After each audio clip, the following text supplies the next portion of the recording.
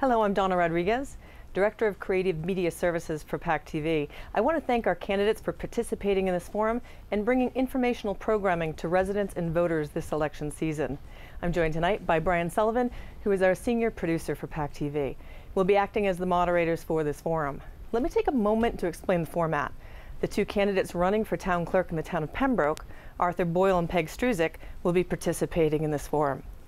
Each candidate will be introduced in alphabetical order. They'll have 2 minutes to introduce themselves, speak about who they are, why they're running for this elected office, as well as describing their qualifications to the position. The candidates will then be asked a series of questions relating to local issues. We'll rotate the order in which each candidate answers the questions presented to ensure fair and equal opportunities. PACTV created a survey on its website for Pembroke residents to submit questions for candidates, which was promoted through local media, the town website, and community businesses. The goal was simply to solicit feedback about what are the most important issues facing the town at this time, and then direct the questions for the candidates. Responses were tallied, and the most often stated questions and/or topics were selected for tonight's forum. The participants in tonight's forum have not been informed of the questions or topics in advance. Each candidate will have 2 minutes to answer each question. Moderators reserve the right to ask a follow-up question if appropriate, and in that instance, each candidate will have a minute to respond. At the end of the forum, each candidate will have the opportunity to give closing remarks. Candidates can choose the topic and points for these remarks, and closing remarks will also be held to a 2-minute response. It's important to note, this is not a debate. It's an opportunity for the candidates to let voters know who they are and where they stand on certain issues. Thank you. Ready to begin? We're going to start by giving each of our candidates an opportunity to introduce themselves for 2 minutes. Arthur Boyle, starting with you. Well, thank you. I appreciate the opportunity to be here. My name is Arthur Boyle, and I'm a candidate for Pembroke Town Clerk. The Town Clerk's office has been run in much the same way in 2018 as it was in 2008. You can get virtually nothing online, and apparently my opponent has come to that realization in the past month after reading the most recent tea leaves. Currently, you can only use cash or check to pay for services in the clerk's office. And although other departments are using credit cards and debit cards, we continue to operate as we did 10 years ago. Our commuter residents that leave town at 6 or 7 a.m. and don't return until 6 or 7 in the evening are very happy with the proposal that I've made to open 1 or 2 Saturday mornings a month to allow commuter residents to conduct their business without having to take a day or a half a day off from work. It's a simple solution to a simple problem. 10 years ago, I actively campaigned for the most recently retired town clerk, Mary Ann Smith, who was entrusted with the integrity of this election. She's been both helpful and impartial while having not endorsed either candidate. 10 years ago, my opponent also supported Mary Ann, who came to the job from another town department and with the assurance that the state was only a phone call away. My belief is that while I'm qualified by virtue of 17 years as a member of the Board of Selectmen and 7 years as a member of the school committee and having taught the subject at the college level, I too will have the state only a phone call away if in fact I need them. I believe the only difference of my opponent's position 10 years later is that it serves their purpose at this time. I have run a local family business with my daughter and have enjoyed great success and have utilized the type of technology I believe we need in the town clerk's office.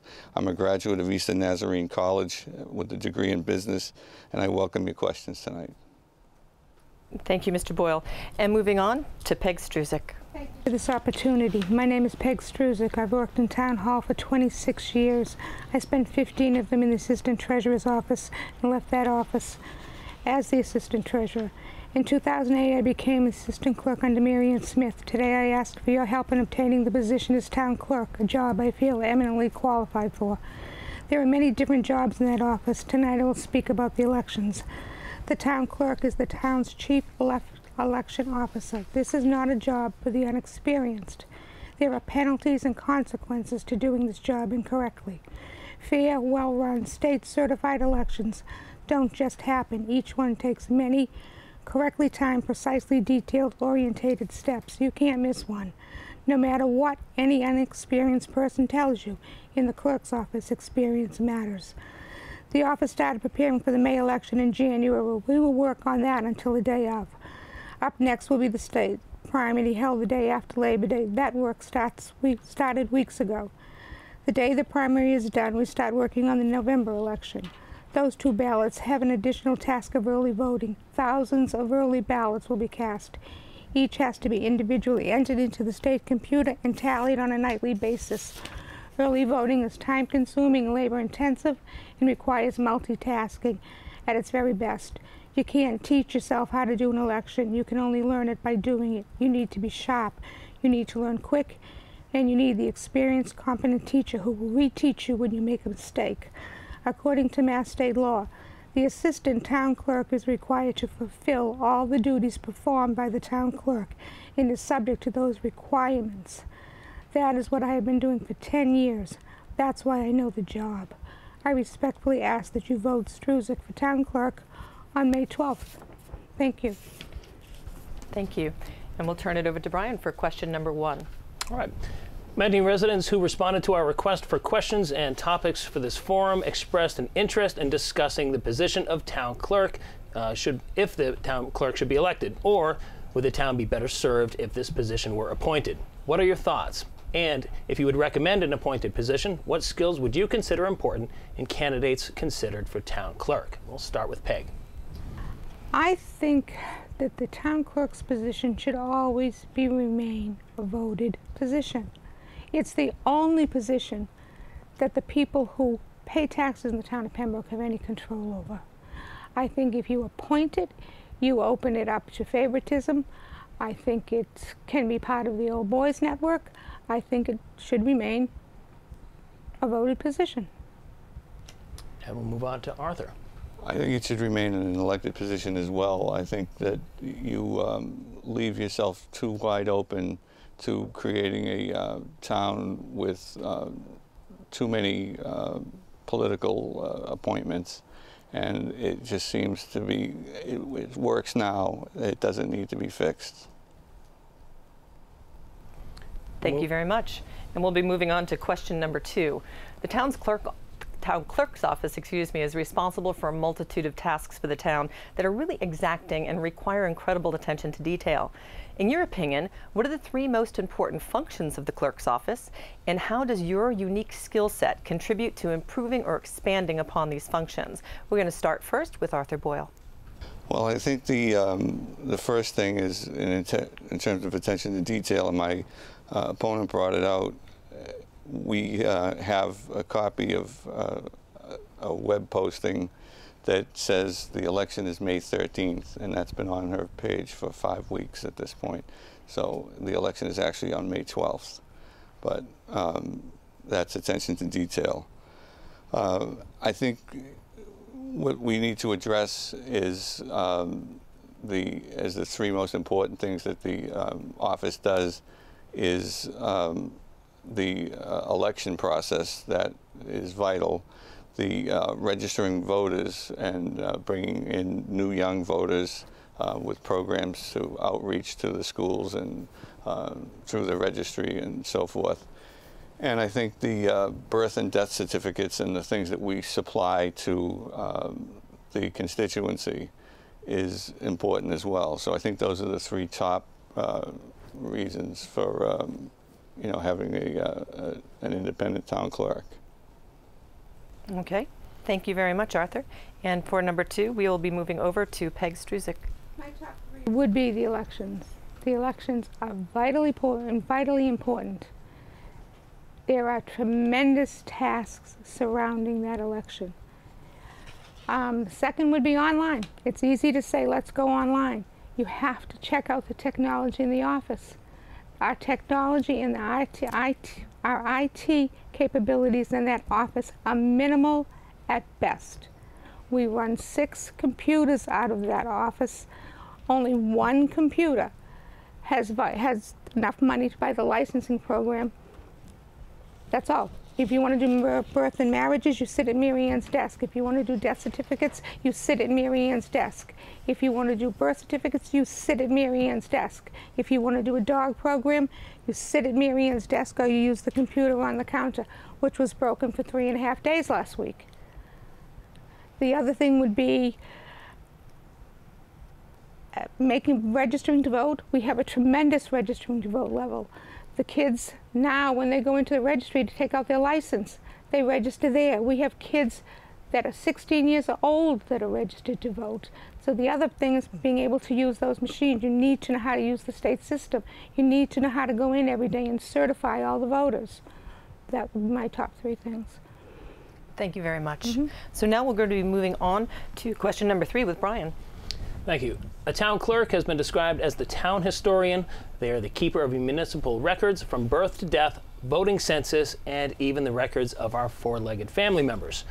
When you think about it, this is a huge responsibility. And in an age where we're bombarded with identity data theft and we're learning to be much more protective of our personal information.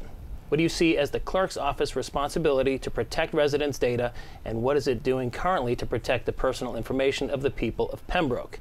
Do you think there are areas or ways the protection of this information can or should be improved? And we'll start with Peg. Now, as far as the older documents, all of our certified documents are kept locked in a safe that made it through the fire. Birth certificates right now are coming out now without the Social Security numbers on them. The voter bags, the voters' things, they're all locked in a safe. And we'll ask Arthur now. Same question. If you need me to repeat it, I can. Yeah, if you could repeat it, that would be great. All right.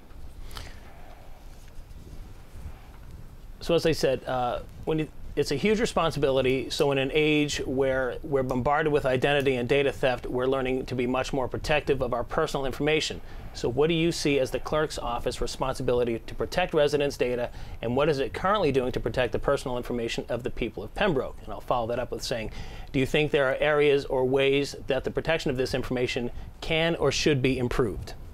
I think it's not even in a position right now to be contended with, because they don't take any information over the phone or online. So you've got to get them online first, and then you've got to use the banking technology that's available right now, that you use it, some of us every day, going into, debit cards and credit cards and things like that, that you'll have an opportunity as a town clerk to get a software package that will, allow for protection of personal information. And it can be done. It can be done through grants. It's got great possibilities. All right, we'll move on to question number 4 with Donna. Thank you. The town clerk is responsible for the smooth running of town, county, state, and national elections. This is truly a multi-layered and complex series of projects. Absentee ballots, early voting, and multiple reporting responsibilities, as well as ensuring free and fair elections that are protected from tampering. For the average voter, hopefully this is a seamless process. But from the town clerk's point of view, what are the biggest responsibilities and challenges to manage the process leading up to Election Day? We're going to start with you, Arthur. Well, you've got early voting, you mentioned. That's a crisis of several phases. One is that they don't figure in the cost adequately to allow you to staff it properly. You've got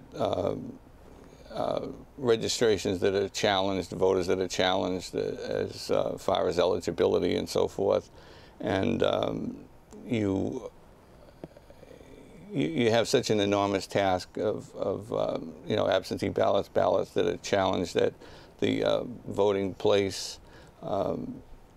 It's an overwhelming responsibility. But it's not. We're not running NASA. I mean, you can do it. We've got voting machines that are, properly maintained, and there's only 5 precincts rather in the town. So you've got the ability and the opportunity to cover elections properly. It's just that you can add to it, and I think that we need to have somebody who's going to come in and look at it from the outside perspective, and do a technical review, and you'll call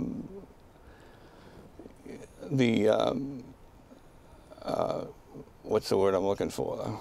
The election process, you'll make it a more smooth operation and a more technical, you get the turnaround in a town our size in 45 minutes anyway, but you can knock it down to a half an hour. I don't know that accomplishes anything. Time is up. Thank you so much for your response.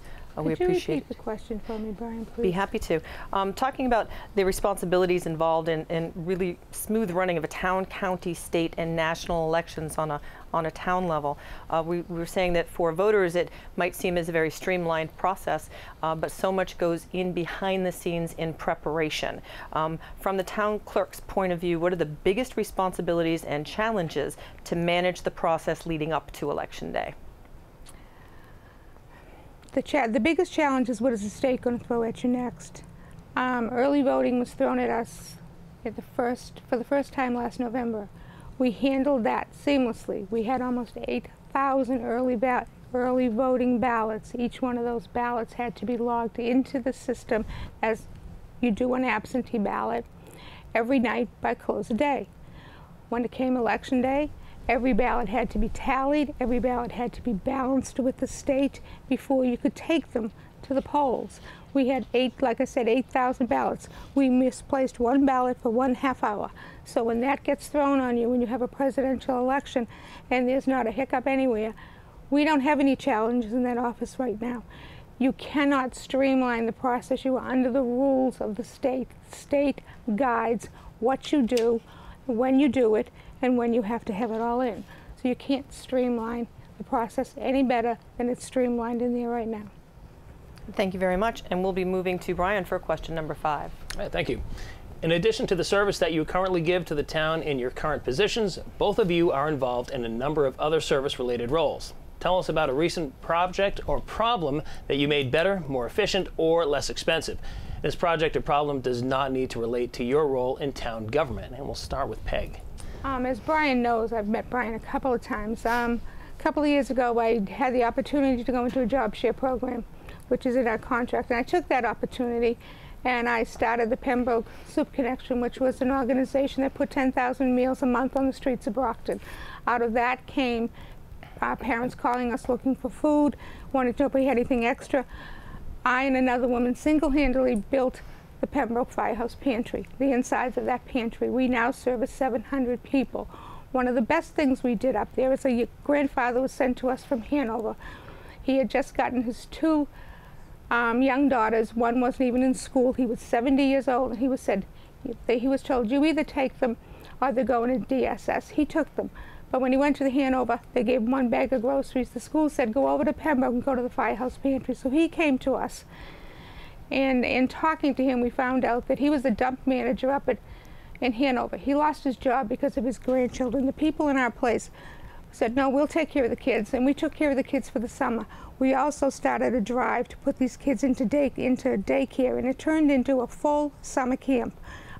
Our organization raised $1,800 overnight to put both these kids in summer camp. It changed the direction of their lives because we put them in summer camp the first year and got them on the network of the Hanover schools.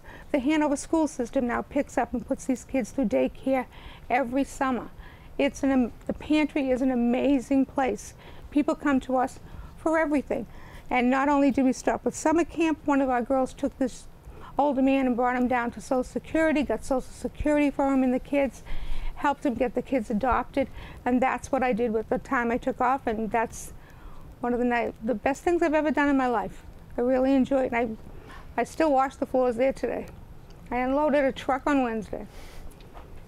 Thank you very much.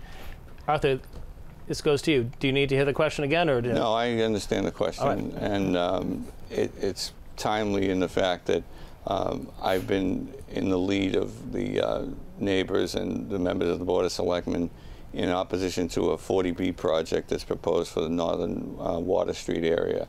It's taking an area with homes built, some as early as the 1700s, that go back to the Columbia being built on the North River.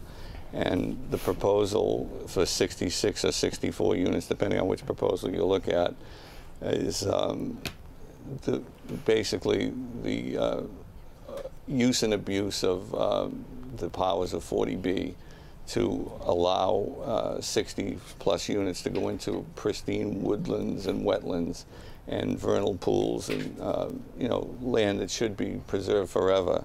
And once you take the initiative to develop that land, there's no going backwards. It's in the watershed area for the North River. It's a traffic nightmare coming into the neighborhood to begin with. So a 40B project doesn't belong there, and the neighbors will tell you that when they looked for somebody to, you know, be their lead with the town and to take on the developer, who we incidentally took on in 2005, and Mass Housing ruled it as an unfit site. They're coming back with the same proposal, only it's 12 or 14 years later, and you know, they've made, you know, some changes, but nothing significant. And I think it's important to the town, it's important to the neighbors, and it's important for progress in town to you know, oppose this 40B and tie it up in court and finally get a win for us that'll put it away. All right, that's your time. We'll move on to Donna with the next question, number 6. Thank you, Brian. Sadly, many political campaigns have become increasingly negative in recent years, certainly on the national level, but it's being seen on the state and local level as well. Instead of hearing about where a candidate stands on issues, more often than not, we are inundated with negative reports or comments about opponents in elections. Whether this comes from the candidate themselves, their campaigns, or through social media, it's disheartening. And in the spirit of civil dialogue in elections, I would like each candidate to talk about their opponent. You're each going to have 2 minutes to tell your opponent the strengths you think that they possess and the positive qualities you think your opponent could bring to the position of Pembroke Town Clerk. And we're going to start first with you, Arthur, talking about Peg. As I understand the question, you'd like me to talk about Peg for her performance in her job and what she brings to the table? Yes, we'd like you each to be able to talk about what you think the other person's strengths are and how you think their strengths could make them a good town clerk, or what they bring to the position that's positive. Well, I think that Peg is a dedicated public servant. I think she's a good person. I think that she has surrounded herself with some people of questionable motive in terms of what's gone on with the social media. But I think she can do the job. I think I just bring a different look to the office and a different approach, and an approach to bring us into the 21st century. So I think, you know, she'd be capable of doing the job, but I think I bring more to the table at this point. Okay, thank you, Arthur. And Peg, what would you like to say about Arthur's strengths? I think Arthur's got a very nice family. I don't know much about Arthur's personal business. I don't go poking into people's personal business. I think some of the people that work on his campaign are vicious. I think to get up every day and be hit with, you're not an assistant clerk. You don't work here, you don't do this, and you don't do that. I get it every single day. So I think he needs to surround himself with nicer people. And I think a lot of his people need to live up to the standards that they expect other people to live by. And no, I do not think Mr. Boyle is qualified for that job. I've done the job. I know what is qualified for that job. And do you want to take any more of your time in knowing Mr. Boyle through town government? Do you have any positive things you would like to talk about him, about his strengths? He's been a selectman for 17 years. I think he's done a great job with the ponds. Excellent. Thank you very much. So I'm going to turn it over to Brian to lead everybody into their final remarks. So we made it through this thing, and it's time for our final remarks. I want to remind you that this is your chance to talk to the viewers at home, so you'll be able to look at each individual camera and give your final remarks. And you've got 2 minutes to do so, and we'll start with Peg Struzik. The floor is yours. I've been the assistant town clerk, like I said, for 10 years, and for those 10 years I've recorded and transcribed every single motion that has been made at the town meetings. Over and over again, we hear one specific statement. Every time someone from the school committee stands up, we hear it. The DPW, the fire department, the Board of Health, the police department, it doesn't matter. Every department head asks the same. The statement is continually repeated by every member of the Board of Selectmen. This one specific statement is, we as taxpayers must do what is in the best interest of Pembroke. The town of Pembroke is an effective business, and you, the taxpayers, own this business. The town clerk's position is the only job in your business that you still have any choice over. This is only the third time in 45 years you've been able to make this choice. We, as taxpayers, must do what's in the best interest of Pembroke. I ask, when putting a department head in place that admittedly has no hands-on experience, that simply isn't in the best interest of Pembroke. A chief elections officer with no election experience learning on our dime simply isn't what's in the best interest of Pembroke. Choosing a man with no experience over a woman whose experience will make this transaction seamless simply isn't in Pembroke's best interest. I ask that when you go to the polls on the 12th of February, you vote for what is Pembroke's best interest. Please vote for Peg Struzik for town clerk. Thank you. Arthur, it's your chance to take the floor. I think if you go to vote on the 12th of February, you're going to be a little late. Excuse me, Arthur, the 12th. How many times did you say the 13th on your page? We didn't. Allow me, could I repeat that then? May 12th, thank you. The experience part of the argument I don't think has any merit. You've got the situation 10 years ago where Mary Ann Smith came in from another department. She was green, she did a fine job, and the world went on as we know it. In terms of social media, I think Peg has got some perceptions that are not true. Social media has beaten me up at her lead virtually every day since I announced my candidacy for the race. And it's included attacks on my family, my son, my daughter-in-law. It even attacked my grandson who passed away at 3 days old 10 years ago. I mean, they've included him in that. And these are people that are under your control, and you have not policed it well at all. As I pointed out during the forum, there's a great deal of difference between my opponent and I. I want to move the clerk's office forward, both in customer service, such as Saturday hours, and in technology, automated payments and online services. She wishes to keep the status quo. I was told over 20 years ago that Pembroke would never have its own school system. But thanks to a group of dedicated parents, public officials, and community leaders, of which I was one, we turned never into the Pembroke public school system. The Pembroke Watershed Association that Peg mentioned, working in conjunction with the town, is another example of improving the town and turning a never into a reality. And working to block the hostile 40B proposal that I mentioned earlier on North Water Street is an example of doing the right thing regardless of the degree of difficulty. To continue to do the right thing for Pembroke, I ask for your vote on Saturday, May 12th. Arthur Boyle for Town Clerk for Pembroke, and I appreciate the opportunity to have been here. Thank you. And we'd like to thank both of you for participating in this forum this evening. We wish you the best of luck throughout your campaign and in the election. For our viewers, thank you for joining us. If you're interested in watching replays of our forum, please visit our website, PACTV.org, for replay times and online viewing options on our on-demand services.